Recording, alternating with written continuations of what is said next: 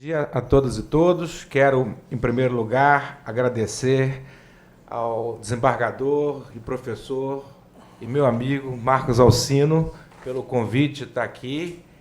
Agradecer à professora Arícia também pelo convite de estar aqui, meus diletos amigos e colegas de magistério na Faculdade de Direito da UERJ. Saudar a doutora Marcela, quem estou tendo o prazer de conhecer hoje. E a todos vocês por, nessa manhã chuvosa de difícil locomoção na cidade do Rio de Janeiro, estarem aqui conosco para debater o tema da liberdade de expressão e, no meu caso, especialmente, da liberdade de expressão no âmbito das universidades públicas.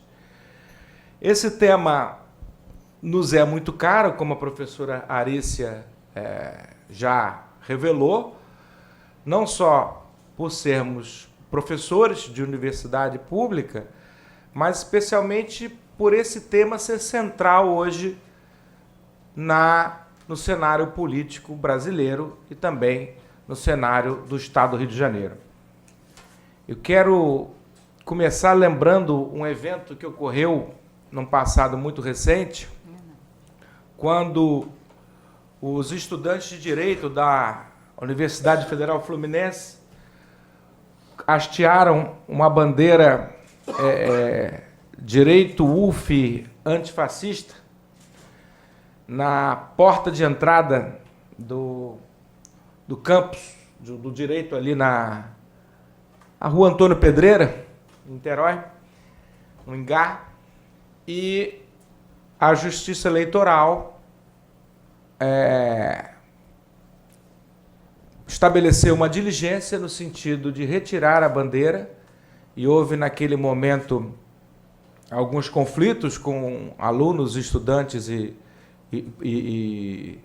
estudantes, professores e funcionários, e houve inclusive durante algum tempo aí a ameaça de prisão ao diretor da Faculdade de Direito da Universidade Federal Fluminense. Naquele momento de grande tensão, as pessoas, os estudantes me procuraram porque existia uma bandeira idêntica no pavilhão João Rila Filho da Universidade do Estado do Rio de Janeiro, ali no Maracanã, e havia o fundado receio que o mesmo procedimento ocorresse ali na UERJ também, o que seria muito ruim para todos nós. Houve, nesse dia, uma patrulha da Polícia Militar em diligência à Universidade do Estado do Rio de Janeiro para retirar as bandeiras, não só do Direito UERJ, mas também do Marielle Vive e uma outra terceira que também tratava de temas correlatos. Só que o reitor da nossa universidade exigiu o mandado judicial, que não existia. Aqueles agentes não estavam portando qualquer mandado judicial para fazer a diligência na UERJ, portanto, ali não ocorreu. E, com a ajuda de alguns amigos, nós conseguimos uma audiência com o presidente do Tribunal Regional Eleitoral, e junto com várias lideranças estudantis e da OAB, e conversamos com o presidente do tribunal sobre os problemas que isso os problemas que nós estamos enfrentando em função da ação da fiscalização do TRE, a partir especialmente da confusão entre a propaganda eleitoral e a liberdade de expressão. É preciso fazer uma fronteira entre esses dois fenômenos, a fim de que, mesmo em períodos eleitorais, onde os debates políticos, ideológicos se tornam mais acalorados, se possa garantir esse espaço de pluralismo de ideias, de produção de conhecimento a partir de uma perspectiva onde todos têm vez, se possa garantir aquilo que a Constituição estabelece. E é claro que essa discussão pode ocorrer em qualquer espaço urbano, especialmente aqueles que são do poder público. Mas quando a gente trata da universidade, entra em cena um outro interesse caro à pauta de valores constitucional, que é a autonomia universitária. É claro que, ao contrário do que se diz aí em outros ambientes, a universidade está longe de ser um espaço de impunidade. Muito ao contrário. Na história recente do nosso país, nós podemos presenciar, como houve lá em Santa Catarina, com o suicídio do reitor Canceller, né? Demonstração de arbitrariedade do poder público perante a universidade. Mas, afinal de contas, por que a universidade pública incomoda tanto? Quer dizer, por que há essa verdadeira orquestração? Ontem ou anteontem houve, professor Marcos Alcino, uma audiência pública na LERJ a respeito da UERJ, da nossa UERJ. Nosso reitor esteve presente, outras figuras importantes da UERJ. Esteve também presente a secretária da Mulher do governo federal, a Sara Winter, que declarou que a UERJ é uma extensão do tráfico de drogas do Morro da Mangueira, onde alunos praticam orgias regadas a entorpecentes e álcool nos espaços da universidade e que é preciso acabar com isso. Isso foi dito na Assembleia Legislativa essa semana e posto no Facebook dela, quem quiser, só abrir aberto. E não precisa ser amigo dela. Eu vi sem ser, evidentemente, amigo dela. Não dá para estabelecer relações de amizade em padrões tão elásticos assim. Mas, de fato, essa gente está pirando. Quer dizer, o professor Marcos Alcino está lá há mais tempo que eu, né?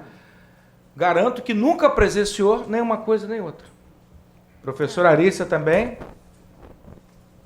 E se contar o tempo de aluno, eu estou lá desde 87. Talvez pudesse ser uma coisa que só os alunos presenciam, os professores não. Mas também nunca presenciei nenhuma coisa nem outra. Até acredito que alguém já tenha acendido um cigarro de baseado, como em qualquer lugar público frequentado por jovens nesse país, em qualquer cidade do mundo. Agora, dizer que na UERJ nós temos um problema especial ligado a esses temas, me parece completamente dissociado da realidade e nos faz perquirir o que está por trás disso. Na verdade, é claro que existem várias explicações para esse fenômeno, existem vários inimigos da universidade pública, há interesses de esvaziamento orçamentário da universidade pública. Nós da UERJ vivemos num passado bem recente uma crise gravíssima de repasse de recursos previstos orçamentariamente para a universidade, e que não está se falando de gastar mais ou gastar menos, simplesmente de garantir aquilo que o legislador colocou no orçamento, que não chegava na universidade. O que nós vivemos no governo passado foi, no momento de crise, a universidade fica em último lugar. Depois de pagar tudo a todo mundo, aí sim, vamos começar a pagar o que é da universidade. Isso asfixiou a UERJ e as outras universidades estaduais, que só não sucumbiram pela garra da sua comunidade acadêmica. E conseguimos chegar ao outro lado. Hoje estamos numa situação de relativa normalidade. Acho que hoje em dia nada é muito normal, mas relativa normalidade. As coisas estão funcionando regularmente, mas passamos por uma situação muito grave. Os colegas se lembram, no ano passado e retrasado, que a universidade ficou praticamente 6 meses fechada. Não porque havia greve, não havia greve, mas por falta de condições até de higiene, de saúde, para a ocupação do prédio, pelos estudantes, professores e funcionários. Quer dizer, mas paralelamente àqueles que acham que não há que se carrear uma quantidade substancial de recursos públicos para a universidade pública, talvez por entenderem que o lugar do filho do pobre não é a universidade, estariam talhados para outras missões sociais, como alguns já verbalizaram, algumas autoridades relevantes já verbalizaram isso. Aliás, o ministro da Educação disse isso recentemente, que universidade não é lugar para todo mundo. Quer dizer, mas paralelamente a isso, a esse modelo de austeridade seletiva que nega à universidade pública, à saúde pública, aqueles recursos, aquela primazia estabelecida pela Constituição Federal, mas existe também em campo um outro movimento. Aquele movimento que hoje chega ao centro do poder, que beira ao verdadeiro terraplanismo. O que eu chamo de terraplanismo? Claro, a expressão terraplanismo vem daqueles que consideram que a Terra é plana, né?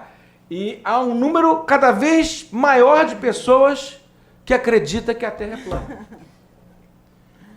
E que, ainda aqueles que não acreditam que a Terra é plana, acreditam que o Sol gira em torno da Terra, como o suposto filósofo Olavo de Carvalho, guru do nosso presidente.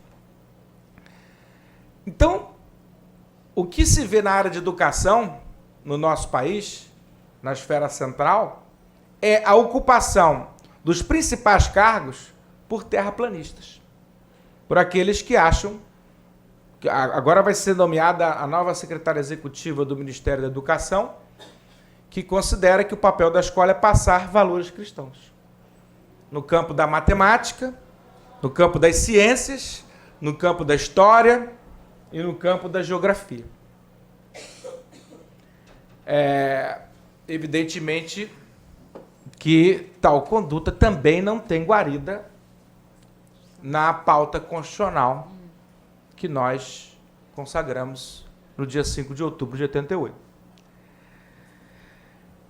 E é claro que, nesse cenário todo, uma universidade pública, gratuita, referenciada socialmente, de excelência, incomoda bastante. Se a gente for parar para pensar, hoje a universidade pública é o único lugar que todo mundo pode falar o que quiser sem ter medo. Ou era. Porque na universidade pública é um espaço institucional onde você não tem uma influência decisiva do governo de plantão e nem do mercado. Embora é claro que haja setores que querem estabelecer os dois laços de influência. Dentro desse discurso terraplanista, a universidade é um espaço tomado por esquerdopatas, por comunistas, por marxistas culturais. Mas quem conhece a universidade, quem entra na universidade, vê que não é nada disso. Vê que, muito pelo contrário, a universidade pública é onde todo mundo pode falar o que quiser. Na UERJ, por exemplo, nunca nenhum professor ou grupo de representação estudantil foi perquirido sobre os temas que iam ser discutidos em seus eventos. Na Faculdade de Direito, por exemplo, qualquer professor ou coletivo de alunos pode solicitar a reserva do auditório, das salas, para fazer qualquer evento. Nossa única preocupação é que não haja colidência de datas. Mas pode fazer o que quiser lá. E aí, às vezes, cobra. Não, mas tem que ter um cara para falar contra e a favor. Isso é com o organizador do evento. Tem que ter espaço para todo mundo fazer. Você quer fazer o evento, todo mundo a favor da sua causa? Ótimo. Você quer fazer um evento dialogal, com contra e a favor? Ótimo. Você quer fazer um só das... A pluralidade de ideias é isso. Não é o Estado que vai dizer agora vai falar alguém contra, agora vai falar alguém a favor. Isso se for um julgamento aqui no tribunal. Mas no âmbito da liberdade de ideias, é garantir a viabilidade de todos os segmentos poderem expressar o seu pensamento. E é assim que a gente avança na construção do conhecimento. Muita besteira é dita por todo mundo, por mim, por todos nós, na visão de outras pessoas que não concordam com o nosso posicionamento. Mas todo mundo é livre para falar o que quiser. E por que a Constituição estabeleceu essa especial proteção às universidades? Bom, os fatos que nós estamos descrevendo aqui, por si só, já justificariam isso. Quer dizer, a autonomia orçamentária justificada pelo não repasse de recursos, a autonomia didático-científica representada pela censura imposta pelo movimento Escola Sem Partido. Hoje eu estou chegando à conclusão que essa história de escola sem partido poderia ser traduzida, professor Arissa, muito mais com o lema Escola do Partido Único. Depois que o ministro da Educação disse que os diretores de escola têm que incentivar os alunos a cantarem o nacional e saudar o lema de campanha do presidente da República. Depois ele voltou atrás, viu que não podia fazer isso e retirou, disse o que tinha dito. Mas isso revela muita coisa. Revela que a irritação de alguns segmentos não é com a doutrinação, é com a ausência de doutrinação, ou melhor, com a sua incapacidade institucional de ganhar adeptos às suas causas. Querem pôr de cima para baixo a forma de pensar de alunos, professores e funcionários. Quem não tem argumento tem que usar força. E se não tem força, parece que tudo não funciona, parece que tudo tem que ser afastado do cenário. Quer dizer, então, dentro desse ambiente que nós estamos vivendo, o Poder Judiciário exerce uma função fundamental na garantia dos valores constitucionais. E esse papel o Supremo Tribunal Federal vem cumprindo. Vem cumprindo, e eu cito a ADPF de outubro, relatada pela ministra Carmen Lúcia, onde esses fatos que eu narrei da campanha eleitoral, das vésperas do segundo turno da campanha eleitoral, houve uma verdadeira blitz dos TREs nas universidades. Tenho a impressão até que isso deve ter sido combinado num grupo de WhatsApp, porque foi uma ação que ocorreu em todos os estados ao mesmo tempo. E o Supremo Tribunal Federal deu uma resposta à altura das expectativas daqueles que ainda acreditam que a Constituição de 1988 tem valor. Diante daquele cenário das bandeiras retiradas e aulas que foram proibidas, chegamos ao cúmulo, doutora Marcela, de aulas serem interrompidas por fiscais do TRE. Como no tempo da ditadura, Marcos, agentes públicos sentados para fiscalizar o que os professores estão falando. Nós vivenciamos isso num passado relativamente recente. Os mais novos aqui não acompanharam isso, mas nós vivenciamos. Eu era bem pequeno, é verdade, mas tenho recordações de como essas coisas se davam.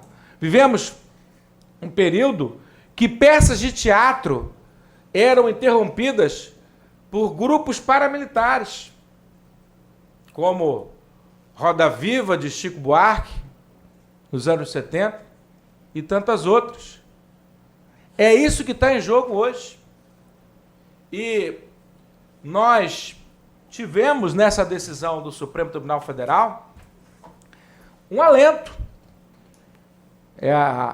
Para vocês que tiverem interesse, é a DPF 548, relatada pela ministra Carmen Lúcia. Então, o que aconteceu? Diante daquela blitz generalizada dos TREs e das autoridades policiais, muitas vezes sem mandado judicial, a Procuradora-Geral da República ingressou com essa DPF e,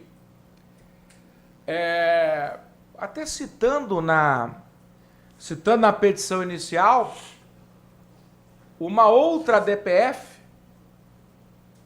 da UERJ, aquela ADPF que nós articulamos com o professor Daniel Sarmento, que a rede ajuizou, Rede Sustentabilidade ajuizou, para garantir o repasse de recursos à universidade.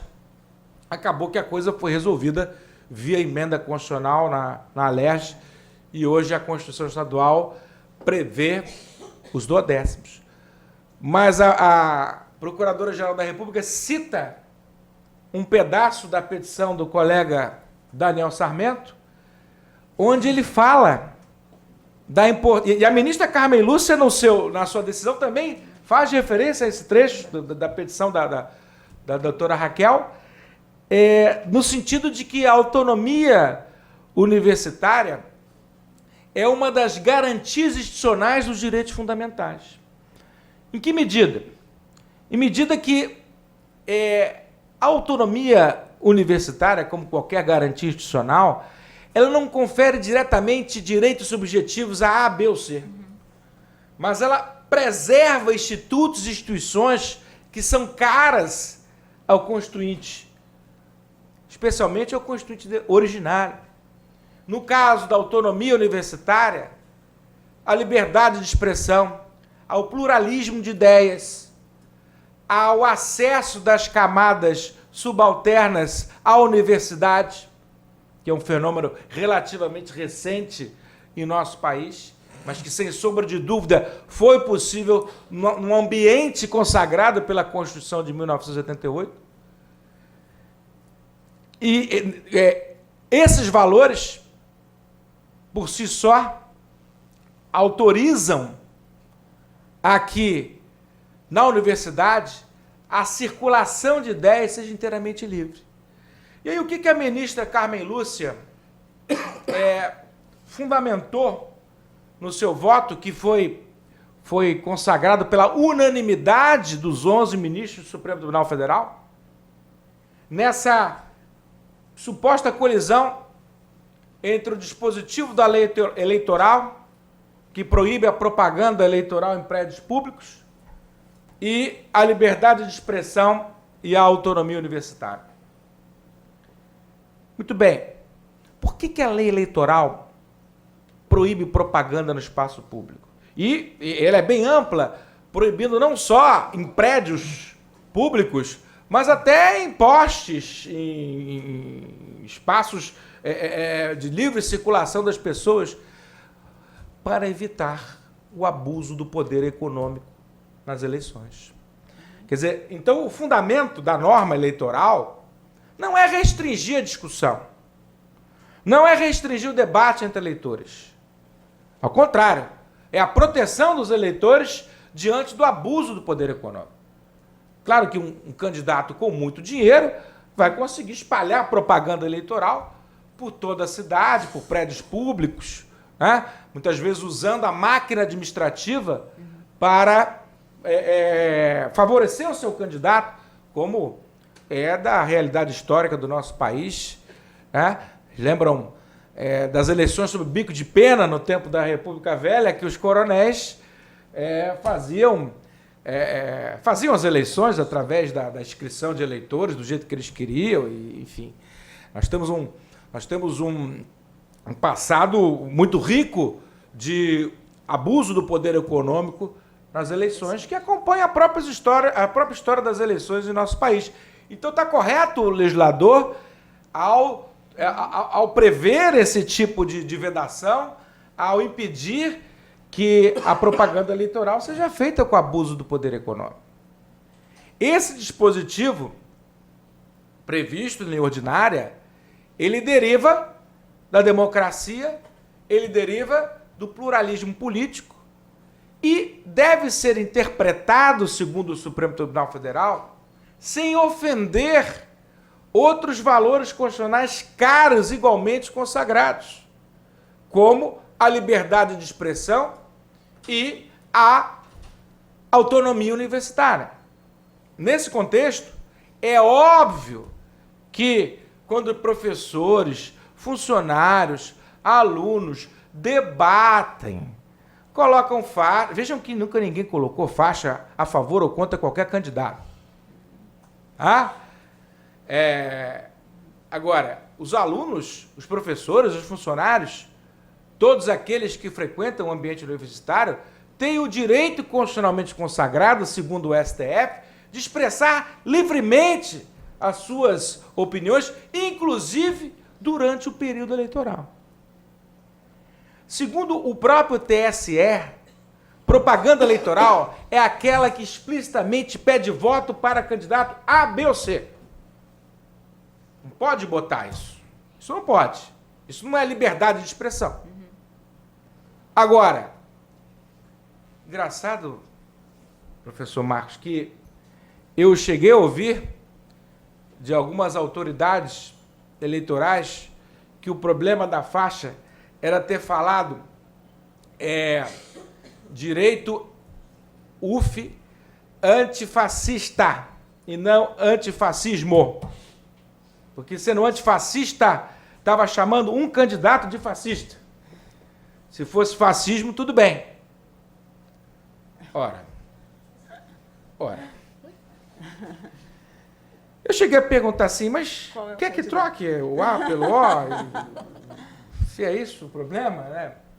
Porque essa história de frente antifascista vem da luta contra os fascistas desde a Segunda Guerra Mundial, desde os anos 30, antes da Segunda Guerra.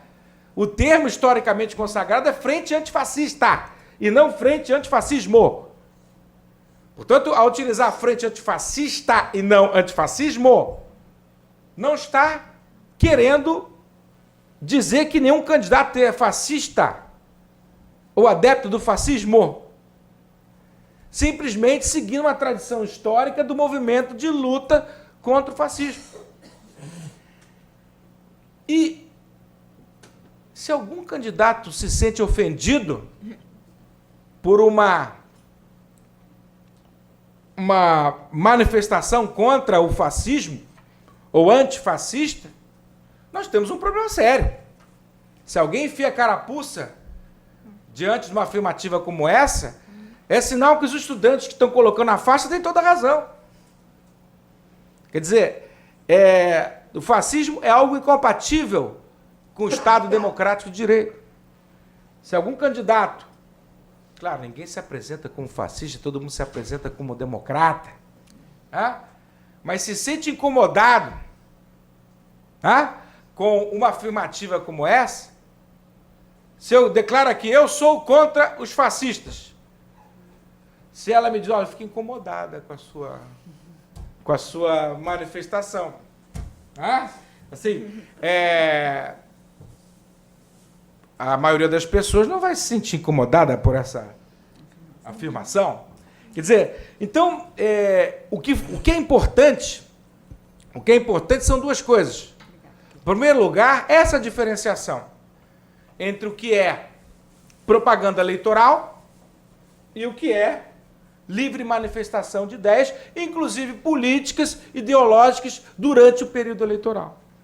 A interpretação que o TSE dá, que foi consagrada pelo STF, é restritiva. Propaganda eleitoral pressupõe pedir voto para candidato, partido ou coligação. O que não for pedir voto para candidato, partido ou coligação não é propaganda eleitoral. Por quê? Porque a discussão de ideias enriquece. Não é? Nós podemos aqui discutir ideias e cada um sair daqui com uma impressão diferente sobre o candidato A, B ou C. E cada um vai tirar suas próprias conclusões a partir de um ambiente aberto, onde cada um coloque o que quiser. Segundo, de acordo com a decisão do Supremo Tribunal Federal, ficou vedado a qualquer autoridade judicial ou administrativa determinar, no âmbito da universidade, a apreensão de material, de documentos, a realização de palestras, aulas, reuniões, manifestações em nome da autonomia universitária. Quer dizer, o ministro Gilmar Mendes chegou a propor que, na própria decisão dessa ADPF, já se condenasse os projetos de escola sem partido. Só que isso não estava no pedido. Tá? Então, a maioria dos ministros, embora, é claro que na fundamentação dos 11 votos fique muito claro que não há ambiente para esse tipo de censura, mas o objeto daquela DPF tinha escopo apenas em relação à fiscalização eleitoral. Mas não há nenhuma dúvida da posição dos 11 ministros do Supremo Tribunal Federal a respeito de qual é o papel da universidade e qual é o grau de dimensão da autonomia universitária no que tange à liberdade de expressão. É sintomático que depois dessa eloquente decisão do Supremo Tribunal Federal, os ataques à universidade pública venham com outra coloração. Ah, estão fumando maconha, estão fazendo sexo, estão bebendo até vomitar, não sei o quê, para começar a desprestigiar o ambiente universitário de forma a combater toda a luta da universidade pública com todas as dificuldades que a gente tem num ambiente de austeridade seletiva, onde as autoridades máximas do país não acreditam que a universidade pública seja um elemento emancipatório do indivíduo, a universidade precisa enfrentar. Quer dizer, então, num ambiente onde ela luta para sobreviver, ela luta por recursos orçamentários, esse tipo de ataque não é apenas a maluquice de terraplanistas. Em todo um contexto de luta, é a velha luta pelo orçamento. É a velha luta pela distribuição de direitos na sociedade. Muitos dizem que o papel da universidade pública hoje é buscar recursos na iniciativa privada. Eu nunca fui contra isso. Aliás, como diretor da Faculdade de Direito, sempre incentivei isso. E o problema é que a gente esbarra na terrível falta de certidão negativa para conseguir receber recursos, como o Estado não repassa recursos para a UERJ não paga suas obrigações fiscais e não tem certidão, e aí não consegue fazer convênio com os órgãos públicos, as entidades e tal. Mas quando isso não se faz necessário, nós fizemos, só pode ser nesse caso com a iniciativa privada, nós fizemos uma série de convênios, desde que seja preservada a liberdade de pensamento. Nós tivemos convênios com algumas empresas. É claro, quem está investindo dinheiro quer que se pesquise alguma coisa. Então, não é muito comum que nossos alunos se interessem por pesquisar, por exemplo, sei lá, vamos pensar uma coisa aqui, exploração de butano, de gás butano. Se alguém quiser, pode criar um sistema de bolsa. Agora, evidentemente que não pode haver nenhum compromisso com o resultado da pesquisa. Quer dizer, evidentemente que ninguém pode vender pesquisa. E é essa importância do orçamento público nas universidades. Muito se traz o exemplo norte-americano, onde o governo é quem mais investe em educação, inclusive nas universidades consagradas que são pagas a peso de ouro. Mas é o governo que subsidia. E nesses países há o case da indústria farmacêutica. Ninguém investe mais na universidade que a indústria farmacêutica. Mas, evidentemente, que isso não é feito de graça. Isso é feito porque essa pesquisa já tem resultado combinado com o financiador. É que nem financiamento de campanha. Financiamento de campanha não é de graça. Muitas vezes o financiamento de pesquisa também não é de graça. Você precisa da chancela da universidade para dizer que o teu produto é legal, é bacana, vai salvar todo mundo. Quer dizer, então a gente tem que tomar cuidado com isso. Assim, no meu período na direção, eu já tive proposta disso. Vamos fazer um convênio. Eu falei, opa, vamos. Não, mas a gente quer que conclua isso assim. Eu falei, quem vai concluir não sou eu nem você. Quem vai concluir é o aluno. Não é? Ele vai pesquisar sobre esse tema. Mas a conclusão... mas eu vou dar dinheiro para ele concluir contra mim? Eu falei, então é melhor você não dar, porque assim... pode acontecer. Assim. Se você quer jogar a luz sobre um tema que ninguém estuda, ótimo. Ótimo.